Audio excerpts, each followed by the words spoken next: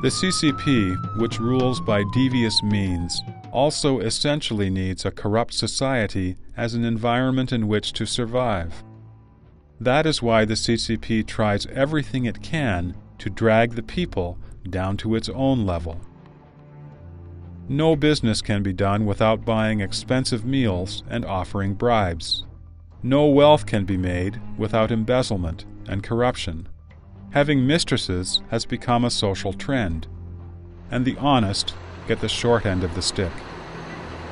The whole society only looks to money, allowing the CCP to share its original sin with its people, and attempt to turn the Chinese people into schemers to various degrees.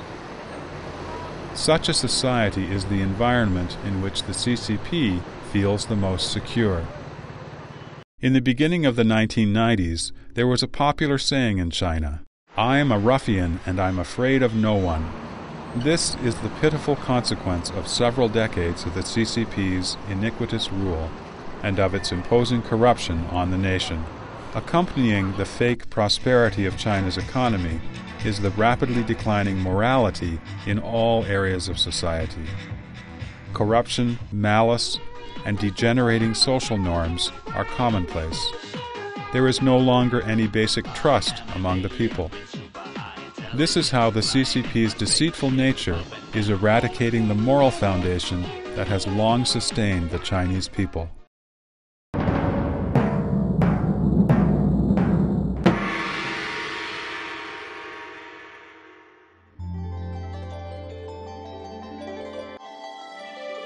In comparison with China's 5,000-year history, the 55 years of the CCP's rule are but the blink of an eye.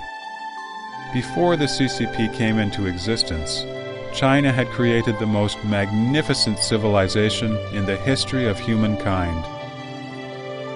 No society in the world has stopped its progress because of the end of one dynasty or kingdom.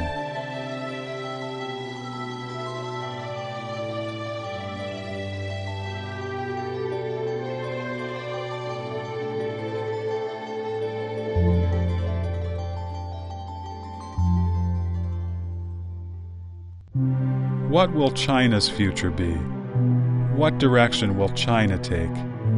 Such serious questions are too complicated to discuss in a few words. However, one thing is for certain. If there is no renewal of the nation's morality, if there is no restoration of a harmonious relationship between humans and nature, and between humans and heaven and earth, if there is no faith or culture for a peaceful coexistence among humans, it will be impossible for the Chinese nation to have a bright future.